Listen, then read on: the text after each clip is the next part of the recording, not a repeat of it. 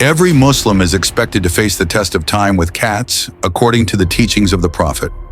In the soft stillness of dawn, as the call to prayer echoes through Medina, the Prophet, peace be upon him, faces a quiet test. His beloved cat, Muezza, sleeps peacefully on his sleeve. What happens next is a small act, barely noticed by others, yet it speaks louder than any sermon ever could.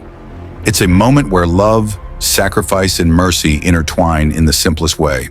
This isn't just a story about a cat. It's about the heart of Islam, shown not in words but in a single silent choice. Stay with us because this story will touch your soul. Support this message of Islam by sharing and subscribing to our channel.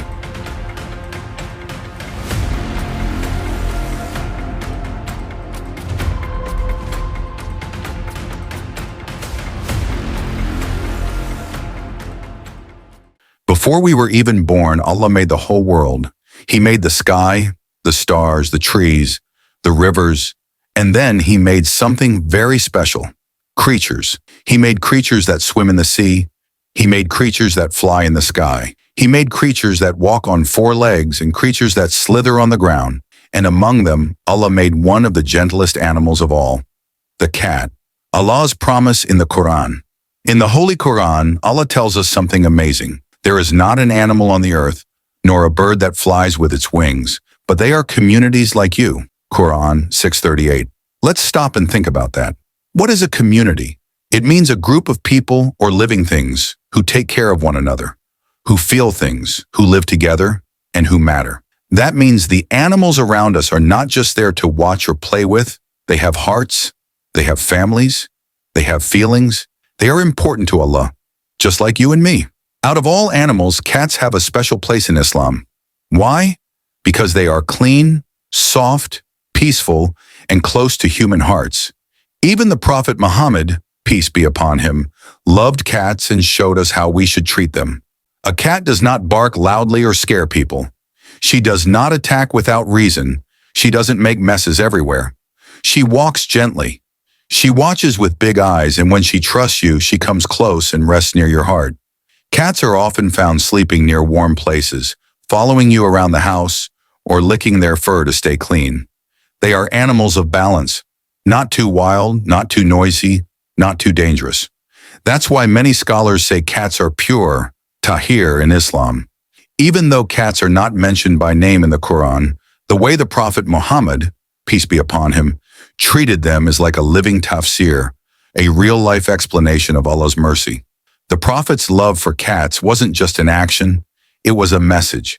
It showed us that Islam is not just about how we treat people, but also how we treat those who can't speak our language, like animals.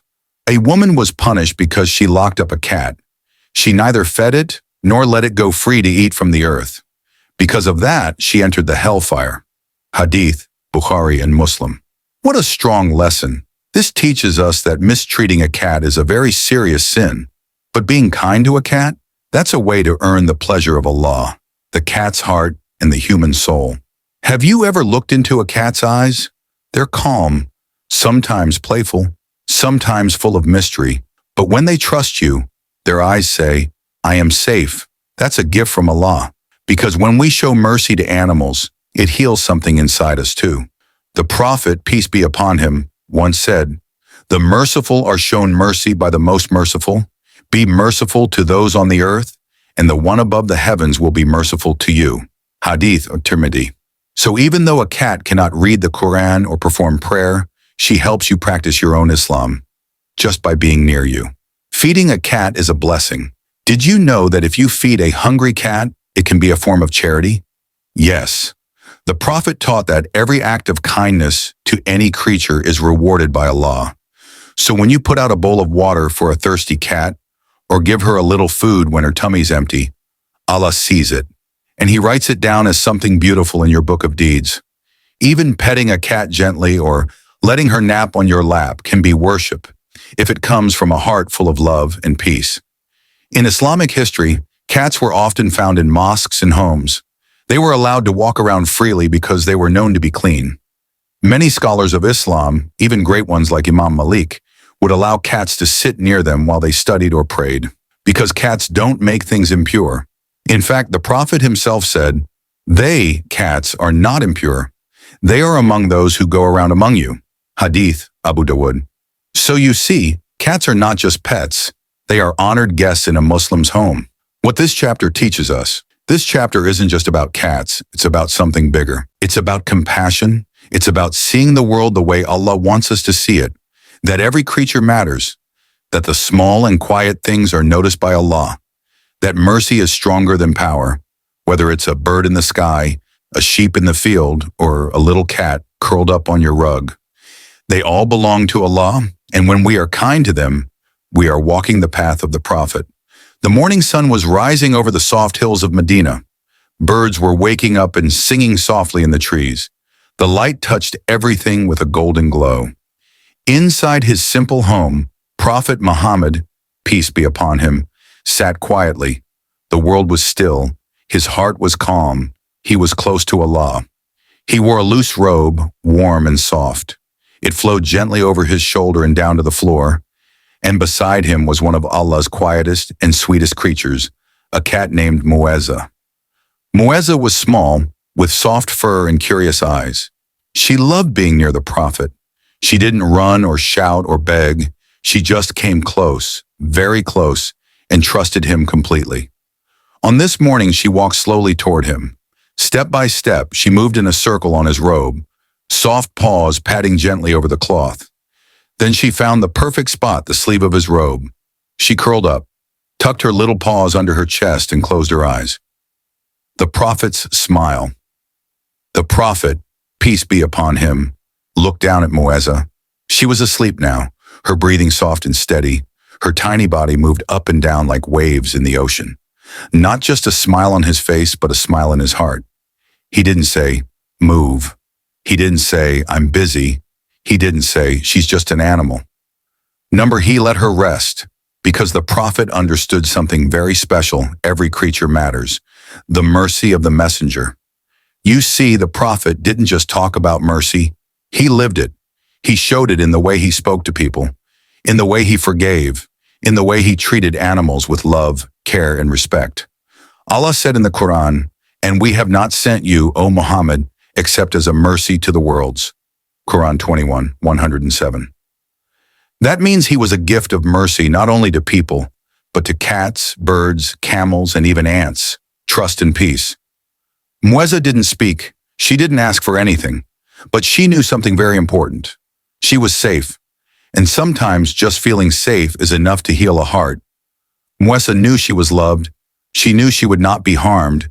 She knew that this man, this Prophet, was someone she could trust, and so she slept peacefully.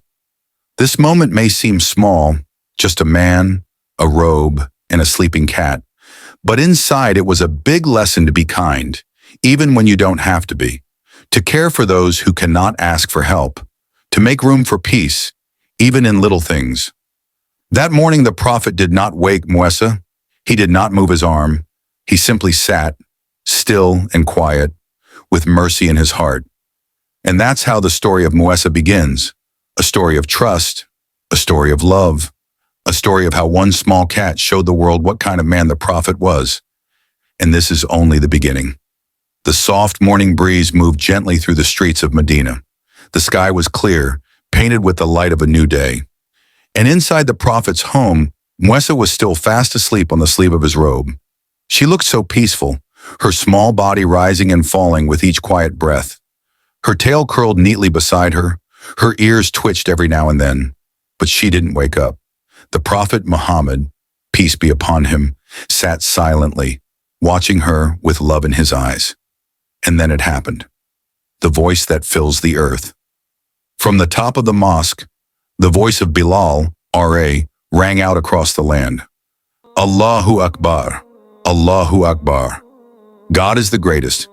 God is the greatest. It was time for Fajr, the early morning prayer. The sound was beautiful.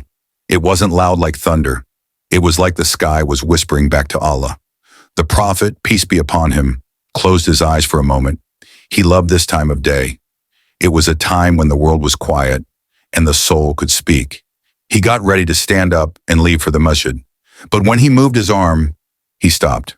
There on his sleeve was Muezza, still sleeping. She hadn't heard the call. She didn't know it was time to pray. And now the prophet had a choice.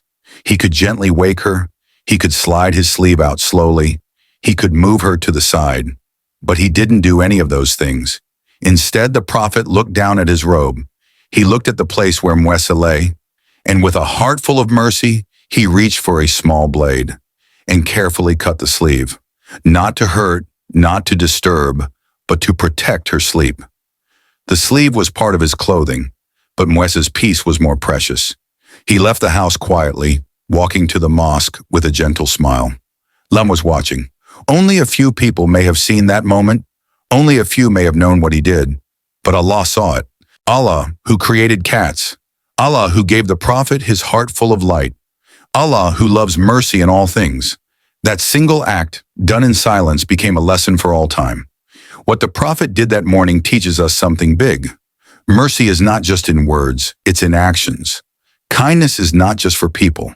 It's for all living things. Even the smallest creature is noticed by the Most Merciful. The prayer had been called, but before he prayed with his body, the prophet had already prayed with his heart. The morning air was still fresh. The streets of Medina were quiet, kissed by soft golden light. Birds flew low, searching for food. The sun had not fully risen, but something beautiful had already happened in the home of the prophet. Peace be upon him. Inside his home, Muezza the cat was still asleep. She lay curled on the sleeve of the prophet's robe, peaceful as a cloud. And though the Adhan had called all believers to the mosque for Fajr prayer, the prophet had not moved her. Instead, he had made a quiet choice. He reached for a small blade and, without making a sound, he gently began to cut the sleeve of his robe. Why cut the sleeve? Someone might ask. Why not just move the cat? Why not call her name softly? Why not wait? But the prophet, peace be upon him, was not just anyone. He was the mercy to the worlds, as Allah said in the Qur'an. And we have not sent you, O Muhammad, except as a mercy to the worlds. Qur'an 21:107. He knew that Muezza was not just sleeping. She was trusting him. She was showing that she felt safe, and the prophet respected that. He would not break her peace just to save his robe. He would not trade mercy for convenience. So with slow hands and a soft heart, he cut through the cloth, piece by piece until the sleeve was free. He stood up, the robe now missing a part. But to him it was not missing anything, because he had kept something more precious, kindness. As he walked to the mosque, the people of Medina were already gathering. Some came sleepy-eyed, some came bright and smiling, but all came with hearts ready to face Allah. The prophet joined them, his robe quietly missing a sleeve, but no one asked why, because his heart, his actions, his way of life spoke louder than words. He led the prayer. He bowed, he prostrated, he stood, and all the while, he carried with him a secret act of love. While the prophet was at the mosque, Muezza finally stirred. She blinked slowly. She stretched her tiny legs. She yawned, flicking her tail. And when she sat up, she noticed something strange. The sleeve she had been sleeping on was no longer attached to the robe. She looked around with her curious eyes. Where had the prophet gone? And why did he leave her in such peace? She didn't know exactly what had happened, but in her little heart, she felt something big. When the prophet returned home, Muezza walked to him and meowed softly. He knelt down and scratched behind her ears.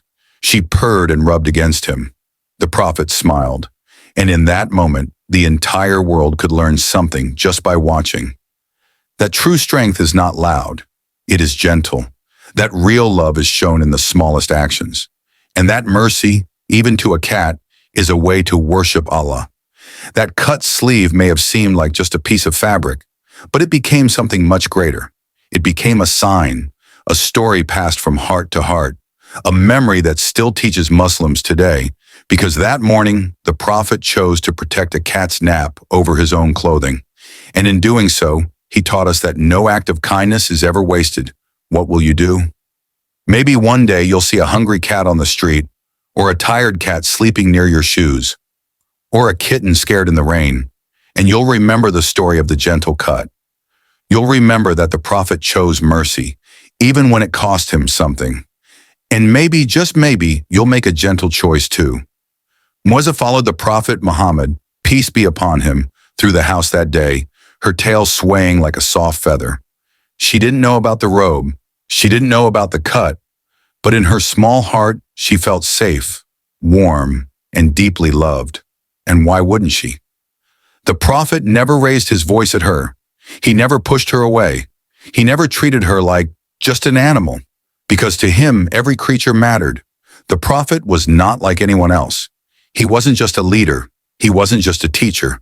He was the one Allah described with the most beautiful title, "And we have not sent you, O Muhammad, except as a mercy to the worlds." Qur'an 21:107. That means he was mercy, not only to people, but to cats, birds, camels, trees, even the earth beneath our feet. And mercy wasn't just something he spoke about. It lived in his heart. It showed in everything he did. When the Prophet walked through the streets of Medina, people smiled just to see him. Children ran up to him. He would stop, kneel down, and speak to them with full attention. He greeted strangers. He helped the poor. He prayed for those who were sick. And when he saw animals, whether a bird in its nest or a tired donkey, he cared. Once he saw a bird flying in circles, crying loudly. Its babies had been taken by someone. The Prophet, peace be upon him, asked, "Who has hurt this bird by taking away her babies? Return them at once." Another time he saw a camel in the heat of the day. Its bones were showing. It looked tired and sad. He gently placed his hand on it and said to the owner, "Fear Allah in your treatment of these animals." That's who he was, a man of action, a man whose heart was made of light and mercy. The way he taught us. The Prophet didn't just teach with his words, he taught with his life. He showed us how to treat animals not because they can speak, but because they feel. They feel hunger, they feel fear, they feel comfort when we are kind to them. Even cats like Muezza, quiet, gentle, small, carry a place in this world given by Allah. And the Prophet respected that. When you show mercy, did you know that every time you show kindness to an animal, Allah sees it? The Prophet said, there is a reward for serving any living being. Hadith, Bukhari and Muslim. That means feeding a hungry cat, giving water to a thirsty bird, or even moving your foot so an ant doesn't get crushed can be an act of worship. Isn't that amazing? It means you don't have to be big or strong to do big things in Islam. You just have to have a heart full of mercy. The Prophet's heart, our guide Muezza, was just one little cat, but she was treated like royalty by the Prophet. Not because she was famous, not because she could speak, but because she was one of Allah's creatures. And that was enough. So when you see an animal, stop and think, what would the Prophet do? What would mercy look like right now? Because every kind act brings you closer to the heart of the one who was sent as a mercy to all the worlds. And that heart is the heart we follow. We hope this message has been passed with love and understanding. Every creature was created with love from Allah. Let us know your opinions below, and may Allah be praised. Help share this video with others.